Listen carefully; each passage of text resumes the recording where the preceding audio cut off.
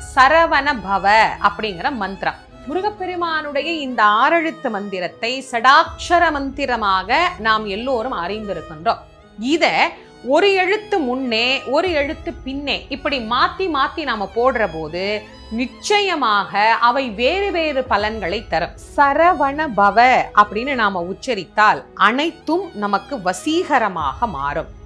ரஹன பவச அப்படின்னு உச்சரித்தால் செல்வமும் செல்வாக்கும் நம்மிடத்திலே கூடும்.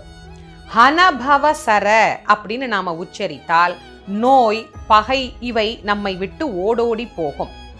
நபவசரக அப்படின்னு நாம உச்சரித்தால் எதிர்ப்பும் எதிரிகளும் நம்ம இடத்திலே இருக்கவே மாட்டார்கள். எதிரிகளின் தொல்லை நீங்கியே போகும். பவசரஹன அப்படின்னு உச்சரித்தால் அனைத்து உயிர்களாலும் விரும்பப்படும் உயிராக நாம் மாறுவோம். வசரஹனப